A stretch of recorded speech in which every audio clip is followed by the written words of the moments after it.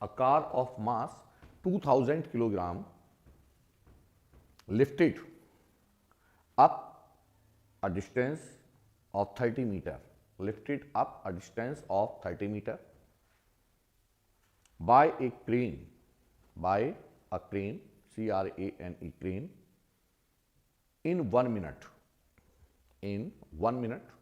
full stop. A second crane does the same job in 2 minutes. A second crane does the same job in 2 minutes, full stop. Do the crane consume the same or different amount of fuel? Do the cranes consume the same or different amount of fuel? Full stop. What is the power supplied by each crane? What is the power supplied by each crane? Neglect power dissipation against friction. Neglect power dissipation against friction. Against friction. अब सुनो जरा ध्यान से कि भाई हमने क्या किया. ये हमारे पास में कोई एक ब्लॉक है जिसका मास कितना है 2000 किलोग्राम और इसको हमने अपलिफ्ट किया कितना h हाइट. कितनी हाइट तक? नहीं, कितनी हाइट दे रखी है 30 metre. h is equal to 30 metre. तो जब अपलिफ्ट करेंगे what are the forces act? It is the force that is mg vertically downward. F is equal to mg. अब आप इसे अपलिफ्ट कर रहे हैं. क्या कर रहे हैं आप इसे? अपलिफ्ट. तो work to be done because the body displaced by distance h है ना. तो work done by the crane क्या आएगा? Work done by crane that is W is equal to force into displacement. Force कितना है? mg, जिसको उठा रहा है ये. भाई क्रेन कितना फोर्स लगाएगी इसके अगेंस्ट? जितना इसका फोर्स है नीचे की तरफ उसको अपलिफ्ट कर रही है. फोर्स इंटू h हाइट कितना आ गया? 1200 नहीं सॉरी 2000 इंटू 10 इंटू h कितना है 30. कितना है बेटे? 2 3 6 6 into 10 to the power 5 joule. 5 joule. और दोनों ही अपलिफ्ट कर रही हैं सेम हाइट तक. तो since both the crane uplift up to the same height, and same job. ना तो मास चेंज किया ना हाइट चेंज की. That's why so work to be done remains same. Work done कैसा होगा बेटे? सेम. और वर्क डन सेम है तो फ्यूल कंजप्शन कैसा होगा? Same. And hence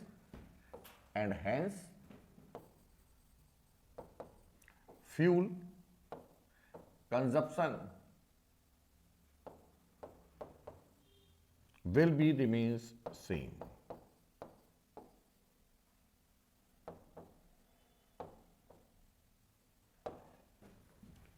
Will be remains same. अरे आगे नहीं आया समझ में? भाई हाइट सेम है, मास सेम है तो वर्क डन सेम. और जब वर्क डन सेम है तो फ्यूल भी कैसा होगा मेरा? सेम. अब बात करते हैं सेकंड पार्ट की. तो second part power P1 for the first crane that is equal to W upon T1. W कितना है? 6 into 10 to the power 5 upon T1 कितना मिनट है? 1 मिनट. 1 मिनट यानी कि 60 सेकेंड्स है ना. कितना हो गया ये? 0.1 इंटू 10 टू द पावर 5 या लिख सकते हैं हम इसे 10 टू द पावर 4 वॉट.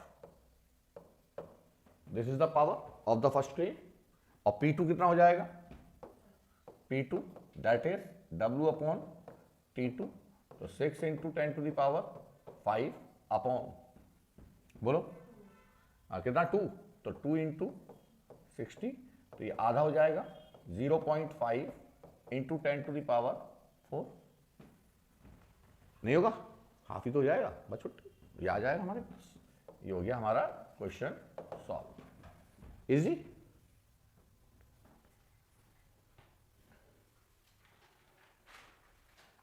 तो खाली फार्मूला लगाना, पावर इज इक्वल टू, है ना, वर्क अपॉन टाइम।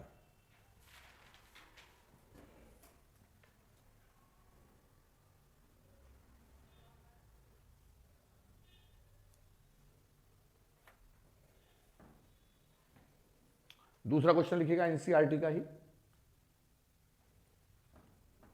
हो गया नोट।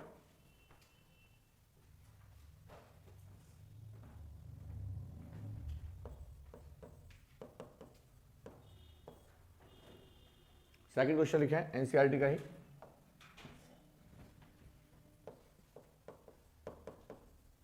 और ऐसे ही क्वेश्चन एनसीईआरटी से नीट और जेईई बन जाते हैं, ठीक है। लिखिएगा an elevator means lift, an elevator which can carry a maximum load, of 1800 kilogram, 1800 kilogram, bracket में लिखिएगा एलिवेटर प्लस पैसेंजर दोनों मिला के, is moving up with constant speed 2 meter per second, full stop. The frictional force oppose the motion, is 4000 Newton,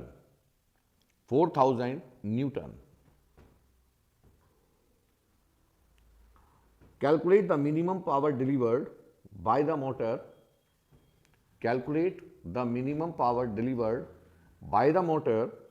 to the elevator in watt as well as in horsepower,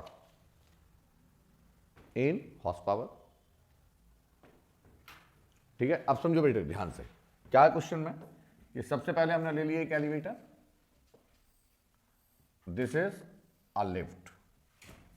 एक concept याद रखो हमेशा, जब भी lift की बात आ जाए, ये है हमारी लिफ्ट, अंदर है इसमें पैसेंजर। जब भी लिफ्ट ऊपर जाएगी या नीचे जाएगी, तो जो जी डैश है इसकी वैल्यू हो जाती है जी प्लस ए, ऊपर जा रही है तो पॉजिटिव एक्सेलरेशन ऐड होगा, और यदि नीचे आ रही है तो g dash is equal to g minus a, बिल्कुल सिंपल, मैं कराया भी सही, ठीक है। और यदि कांस्टेंट वेलोसिटी से है, if moving with constant speed, तो ए की वैल्यू क्या हो जाएगी, जीरो, ए की वैल्यू जीरो, ये कंसेप्ट है। अब उसने क्या कहा क्वेश्चन में, देखिए कि भाई एलिवेटर और पैसेंजर दोनों का मिला के वेट कितना है, 1800 किलोग्राम, या न्यूटन दे रखा है किलोग्राम, इसका मतलब एम दे रखा है 1800 किलोग्राम, तो एम जी कितना हो जाएगा, दैट इज 18,000 न्यूटन। जब लिफ्ट ऊपर जा रही है तो इस पर फ्रिक्शन फोर्स भी काम कर रहा है, क्योंकि कह रहा है कि अगेंस्ट द फ्रिक्शन, तो बॉडी ऊपर मूव कर रही है, लिफ्ट इज मूविंग अपवर्ड, तो फ्रिक्शन फोर्स किधर काम करेगा बच्चों, that is oppose the motion. तो यहां पर फ्रिक्शन फोर्स आ गया, ये फ्रिक्शन फोर्स, बोलो फ्रिक्शन फोर्स कितना दिया है, 4000 न्यूटन। तो net force that is lift up, तो एफ नेट कितना हुआ, नेट फोर्स, क्योंकि एक्सेलरेशन तो जीरो है, क्योंकि उसने क्या कहा है, मूविंग विद कांस्टेंट स्पीड। तो ए बराबर 0, जब ए बराबर 0 है तो m की वैल्यू किसके बराबर हो गई, g के, वो सॉरी g डैश की वैल्यू किसके बराबर, g के, तो mg रहेगा, है ना। तो क्या आएगा, net force is equal to mg और प्लस फ्रिक्शन, क्योंकि दोनों की डायरेक्शन क्या है, सेम सेम। तो नेट फोर्स जिसे वो लिफ्ट अप करेगा, वो कितना फोर्स लिफ्ट अप कर रहा है, इन दोनों की इक्वल। कितना आ गया, ये कितना हो गया बोलो, 18,000 और plus that is equal to 22,000 newton. ये क्या आ गया हमारी, और क्या पूछ रहा है वो, पावर क्या होती है, force into velocity. And since power is equal to, जब वेलोसिटी दे रखी है तो फोर्स इंटू वेलोसिटी, तो फोर्स कितना है बेटे, फोर्स ये ना, तो 22,000 मल्टीप्लाइड बाय 2 है, 2 है 2, तो कितना आ गया ये 44,000 वॉट, आंसर। नहीं आया समझ, आ गया।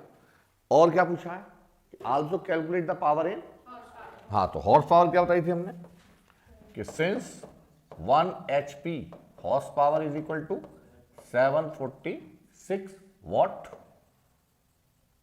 तो बताओ 1 watt is equal to 1 upon 746 horse power, तो 44,000 watt is equal to 1 upon 746 into 44,000, आ जाएगा आंसर, इतने हॉर्स पावर। अरे कर लोगे, बस ये आंसर आ गया। कितना आ रहा है, ये लगभग 60 है, almost 60 horse power, almost 60 horse power. Next question, इसी बेस पर जो क्वेश्चन आपके नीट के एग्जाम में आया था, लिखिएगा। An electric motor is used, NEET और जेई मीन्स दोनों एक ही हैं, ठीक है। An electric motor is used to lift an elevator, an electric motor, motor ही तो उठाती है, कोई भी चीज उठाएगी तो क्या उठाएगी, मोटर। तो an electric motor is used to lift an elevator, elevator means lift, है ना, तो elevator and its load of 1500 kilogram to a height of 1500 kilogram, 15 not 50, 1500 kilogram to a height of 20 meter. The time taken for this job, the time taken for this job is 20 second. 20 second. What is the work done? What is the work done, comma, what is the rate, what is the rate at which, इसी का second part है, what is the rate at which work to be done, rate of work done क्या होता है, power calculate करनी है, ठीक। if the efficiency of, what is the rate at which, क्या है, what is the rate work to be done, if the efficiency of the motor is 75%, if the efficiency is 75%, at which rate, at, if the efficiency of the motor is 75%, then at which rate is the energy supplied to the motor, energy supplied to the motor, ठीक है। अब सोचो जरा ध्यान से, समझना ध्यान से क्वेश्चन को। ये मान लो कि ये हमारे पास क्या है, एलिवेटर, ये है एलिवेटर, और इसका टोटल लोड कितना है, m इज इक्वल टू 1500 है ना, 1500 है ना किलोग्राम, और हम इसे अपलिफ्ट कर रहे हैं। तो कैसे अपलिफ्ट करोगे, इससे पहले एक वायर कनेक्ट करोगे, रस्सी, और उस रस्सी को किसके ऊपर से पास किया मैंने, पुली के ऊपर से, ऐसे, और यहां पर क्या कनेक्टेड है बेटे, यहां पर कनेक्टेड है हमारी ये रस्सी ऐसे, ये रस्सी क्या हो रही है हमारी, एक मोटर के ऊपर बाउंड हो रही है, ये मोटर है और ये रस्सी उसके ऊपर क्या होती जा रही है, ऐसे ऐसे लिपटती जा रही है और ऐसे ऐसे खुलेगी, जब खुलेगी तो नीचे आएगी और जब बंधेगी तो ऊपर जाएगी। ये मोटर है, ये क्या हमारी इलेक्ट्रिक मोटर की शाफ्ट मान लीजिए कि उसके ऊपर रस्सी लिपट रही है तो ऊपर जा रही है, रस्सी ढीली हो रही है तो नीचे आ रही है। मैंने बटन दबाया, बटन दबाने से क्या हुआ, मोटर एंटी क्लॉकवाइज डायरेक्शन में मूव कर रही है ऐसे, तो ये रस्सी क्या हो रही है, लिपट रही है तो ऊपर जाएगी और जब ये एंटी क्लॉकवाइज डायरेक्शन में मूव करेगी तो नीचे आएगी। ठीक है, अब जरा बताओ मोटर चलेगी, मोटर क्या काम करती है। Motor is an electrical device which convert electrical energy into mechanical energy. क्या होती है, तो पहले याद रखो कि motor is an electric device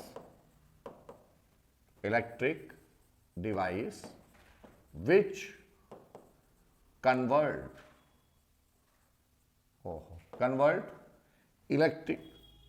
electrical energy. तो ये जो इलेक्ट्रिकल एनर्जी है कहां दी जाती है, इनपुट में। कहां देते हैं हम इसे, पहले दो वायर लेके मैंने स्विच पे लगा दिए, तो ये हो गया इसे इनपुट। ठीक, convert electrical energy into mechanical energy. Mechanical energy का मतलब वर्क डन, मैकेनिकल एनर्जी का मतलब जो ये वर्क परफॉर्म कर रही है वो, ठीक, इलेक्ट्रिकल एनर्जी को कन्वर्ट किस में कर रही है, मैकेनिकल में।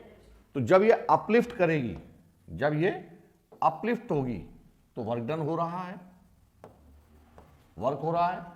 और जो इससे कनेक्टेड ये सप्लाई वायर हैं, ये सप्लाई है, इलेक्ट्रिकल सप्लाई, ये क्या है, इनपुट एनर्जी। कौन सी एनर्जी है, इनपुट। अब उन्होंने क्या कहा, जरा समझ में आगे बात ये नहीं है, हमेशा जो अपलिफ्ट करेगा वो क्या है, वर्क डन, और जो सप्लाई मिल रही है वो क्या है, इनपुट में सप्लाई दे रहे हैं, तो यानी कि वो इनपुट वाली एनर्जी को किस में कन्वर्ट कर रही है, आउटपुट वाली में। तो इनपुट में क्या है, इलेक्ट्रिकल, और आउटपुट में मैकेनिकल। ठीक, तो in electrical energy converting into that is performing of motor. ठीक, अब सुनो ध्यान से, an electric motor is used to uplift, कितना मीटर हाइट तक लेके जा रहे हैं, इसे अपलिफ्ट कर रहे हैं हम, H is equal to 20 metre, 20 metre. तो पहले वर्क डन फोर्स निकाल लो, इसको वो वर्क डन बताओ क्या आएगा। तो जो वर्क डन है, वर्क डन बाय मोटर, अरे मोटर की तो उठा रही है इसे, क्या आएगा, दैट इज, क्या है ये, आउटपुट। क्या है ये, और पर यूनिट टाइम है तो आउटपुट है, आउटपुट पावर। पर यूनिट टाइम है, पर यूनिट सेकंड, तो क्या आ जाएगी, आउटपुट पावर। तो पहले बताओ क्या आएगा हमारे पास, W is equal to mgh। m कितना है, 1500, ओहो 1500 इंटू 10 इंटू 20, कितना हो गया बेटे ये, 15 दूनी 30 और into 10 to the power 4 joule. अब क्या कह रहा है कि time taken for this job is 20 second. तो टाइम कितना है, T 20 सेकेंड। तो इसका मतलब पावर कितनी हो गई, वर्क अपॉन वर्क कितना है, 30 into 10 to the power 4 upon time 20, कितना आ गया, 1.5। तो यह आ जाएगा हमारे पास 1.5 इंटू 10 टू द पावर 4, क्या, वाट। ठीक है, ये कौन सी पावर है, आउटपुट। कौन सी है, आउटपुट। ठीक, क्या पूछा है, input. If the efficiency of the motor is 75%, eight which rate the energy supplied. Eight which rate the energy supplied, that is input power. Input power क्या है, इलेक्ट्रिकल सप्लाई। तो बताओ जरा एफिशिएंसी क्या होती है बेटा, सिंस एफिशिएंसी, हाँ उल्टा बोल लेते ना, हाँ क्या लिख दिया मैंने, एफिशिएंसी चलो efficiency eta is equal to output power. अब चूंकि अब पावर की बात कर रहे हैं तो output power upon input power. और एफिशिएंसी कितनी है 75% का मतलब 0.75 is equal to output power कितनी है 1.5 into 10 to the power 4 upon P I upon P input. P input तो क्या आ गया हमारे पास P input is equal to, बोलिए P input is equal to 1.5 into 10 to the power 4 upon 7.75 तो 2 टाइम्स हो जाएगी।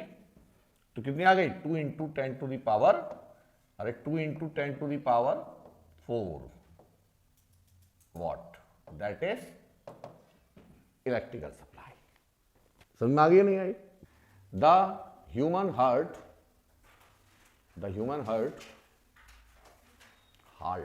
not heart, human heart discharge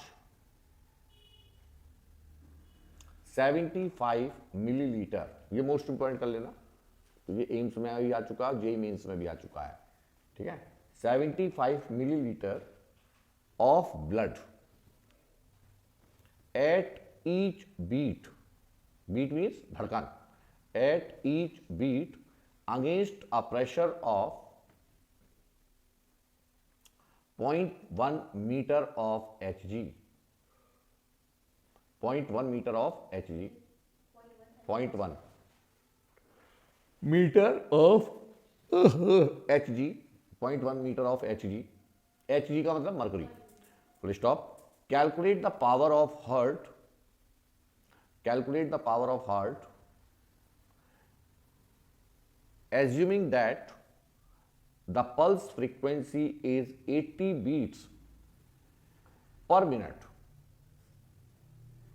Calculate the power of heart assuming that pulse frequency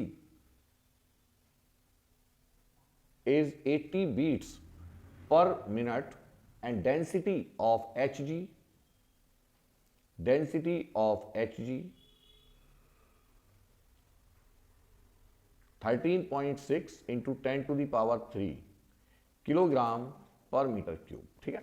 तो हमें क्या निकालनी है इसमें, ये भी बहुत अच्छा क्वेश्चन है बेटे, ठीक है, सुनो ध्यान से, ये भी बहुत प्यारा क्वेश्चन है। तो जो हार्ट है it act as a pump, किसकी तरह काम करता है, पंप, है ना। वो क्या करता है, नीचे के ब्लड को ऊपर की तरफ को ट्रांसफर करता है हाइट तक, और पूरी बॉडी में वो ब्लड क्या करता है हमारा, सर्कुलेट करता है, वही तो काम है। एक एक नस में यदि ब्लड सर्कुलेट नहीं करेगा तो वही सेल्स क्या हो जाएंगी, डेड, वही क्या हो जाएंगे हमारी, डेड। तो मेन रोल उसका क्या है, पंपिंग करना, क्या है। इसीलिए किसी का हार्ट फेलियर होता है, हार्ट अटैक आता है, तो क्या करते हैं उसे पंप करने की कोशिश करते हैं दबा दबा के, उसकी मेडिकल लैंग्वेज कुछ भी हो हमें नहीं पता, ठीक है, सीपीआर, क्या कहते हैं उसे, सीपीआर। तो वो बेसिकली क्या है, पल्स रेट को बढ़ाना, किसी तरीके से पल्स को डेवलप करना, है ना। तो सुनो ध्यान से कि जो हार्ट है हमारा that is like a pump, और वो क्या कर रहा है, ब्लड को अपलिफ्ट कर रहा है, क्या कर रहा है, अपलिफ्ट कर रहा है, कितनी हाइट तक, 0.1 मीटर ऑफ एच, मतलब जो है उसने पूछा क्या मुझसे, डिस्चार्ज कर रहा है 75 millilitre of blood at each beat against pressure of this, calculate the power of heart, ठीक है। कि डिस्चार्ज करने का मतलब क्या है, आउटपुट, क्या कर रहा है वो, भाई यहां से लिया वो इनपुट में गया और उसे ऊपर डिस्चार्ज कर दिया, तो वो क्या हो गया हमारा आउटपुट। तो जब भी हार्ट से रिलेटेड क्वेश्चन आए तो उसमें कंसेप्ट समझिएगा, क्योंकि हमें क्या दिया है, मिलीलीटर का मतलब क्या है, the volume of blood, volume of blood क्या है, दैट इज 75 ml। अब इसको पहले हम मीटर क्यूब में कन्वर्ट करेंगे, किस में कन्वर्ट करेंगे, कैसे करते हैं, देखो ये मैंने वॉल्यूम कैसे कहा, 1 metre cube is equal to 1000 litre, litre कैसे, इसका मतलब क्या है, यदि हम 1 मीटर क्यूब की कोई क्यूबॉइड शेप में टंकी ले लें और उसके अंदर क्या भर दें, पानी, तो उसमें कितना पानी आएगा, 1000 लीटर। तो रेफरेंस में हम क्या मान के चलते हैं, वाटर, क्या मान के चलते हैं, वाटर, ठीक है। तो 1 metre cube is equal to 1000 litre. तो इसका मतलब 1 litre is equal to 1/10,000 metre cube. अब आप इसे याद रखेंगे, 10⁻³ मीटर क्यूब। तो 1 ml कितना होता है, 1 × 10⁻³ litre. 1 ml is equal to, ठीक है, इज इक्वल टू, बोलो, 10⁻³ × 10⁻³ मीटर क्यूब हो गया कि नहीं। 1 ml इज इक्वल टू कितना हो गया, 10⁻⁶ metre cube. 1 ml is equal to 10⁻⁶ metre cube. और इस डेटा को आप बेटा याद भी कर लेना, तो कुछ चीजें आपको याद भी होनी चाहिए, ठीक है। 1 ml is equal to 10⁻⁶ metre cube. तो बताइए वॉल्यूम कितना हुआ, तो volume of blood that is equal to 75 × 10⁻⁶ metre cube. This is the volume of blood. अब प्रेशर बताइए कितना है, P is equal to H⍴g। जब भी हाइट दे रखी है, किसकी कंपेयर कर रहा है ये, अरे प्रेशर निकालना है। प्रेशर किससे निकालते हैं, बैरोमीटर से, और बैरोमीटर के अंदर क्या यूज करते हैं हम, Hg, है ना, वहां तो 76 लेते हैं। अब इसने कहा पॉइंट कितना है, तो इसका मतलब पहले निकालेंगे हम 0.1 इंटू डेंसिटी 13.6 इंटू, हमेशा किससे निकालते हैं, मरकरी से, यानी कि कंपेयर कर रहे हैं एटमॉस्फेयर का कौन सा हिस्सा है जो ब्लड के अंदर प्रेशर अप्लाई कर रहा है ना। तो जब एटमॉस्फेयर की प्रेशर की बात करते हैं तो किससे मल्टीप्लाई करते हैं हम, 0.76 से। अरे बैरोमीटर में पढ़ाया था, बैरोमीटर बता रहे कितने सेंटीमीटर तक अपने ऊपर चली जाती है, 76 सेंटीमीटर तक। कितने तक, जो mercury rises itself up to height of, तो वो तो एटमॉस्फेयर प्रेशर हो गया। अब हमें निकालना कितना है, ब्लड का प्रेशर। तो ब्लड कितनी हाइट तक पहुंचा रहा है उसे, हार्ट कितनी हाइट तक ब्लड पहुंचा रहा है, कंपैरिजन टू मर्करी 0.1 मीटर। तो 0.1 मीटर तो हाइट हो गई, किसका डेंसिटी आएगी, मर्करी की, ठीक है। 3 × 10 कितना हो गया ये, इससे कैंसिल आउट हो गई, अरे हो गई, कितना आ गया 13.6 × 10⁻³ प्रेशर न्यूटन पर मीटर स्क्वायर। क्या है हमारी, न्यूटन पर मीटर स्क्वायर। चलिए साहब, अब सुनो ध्यान से भाई, क्या निकालना है, पावर, क्या निकालनी है, power. Power is equal to work done into height, है ना, वर्क डन, वो वर्क डन अपॉन टाइम, यार हाइट का वर्क डन अपॉन टाइम। तो पहले बताओ वर्क डन कैसे निकालोगे, तो वर्क डन निकालना सीख लो कि सिंस केस अलग है, हार्ट के केस में ऐसे निकलेगा, work done is equal to, क्योंकि प्रेशर दे रखा है और वॉल्यूम, तो work done is equal to force into displacement, force into, हाँ, और since pressure is equal to force upon area, that's why we can write force is equal to pressure into area. तो यह आ गया हमारे पास, हाँ ठीक है। तो work done is equal to pressure into area into displacement, और area into displacement gives volume, area into displacement is equal to volume, अरे area into height that is volume. तो क्या आ जाएगा, P इंटू V। आगे बात समझना है। तो ये हमने एक आपको बताया वर्क डन का नया formula in case of liquid, in case of liquid. तो work done is equal to P into V। तो प्रेशर गिवन है, तो इसका मतलब क्या हो जाएगा, work done by work by heart per beat, per beat, एक बीट में क्या आएगा, that is equal to P into V, P into V that is 13.6 into 10⁻³ 75 into 10⁻⁻6। कर लोगे? कितना आ जाएगा सॉल्व किया? राम भला करे कुछ दे रखा है, इतना ना दे रखा, पता नहीं क्या रखा है। चलो ठीक है। हाँ जी, एक बीट नहीं, पर मिनट बीट कितनी है? 80। तो टोटल बीट कितनी है? तो work done for total beat, work done for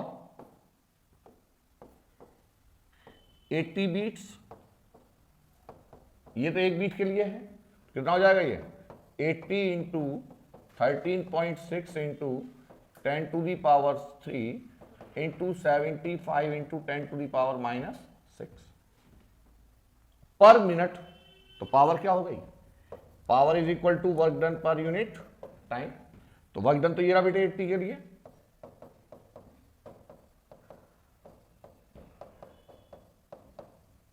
और डिवाइडेड बाय 60 नहीं है, बस सुनो, डिवाइडेड बाय 60। तो पावर कितनी आ जाएगी? लगभग ये आ जाएगी हमारी, सॉल्व कर लेना, 1.3 वाट। 1.3 वाट। अरे आया समझो।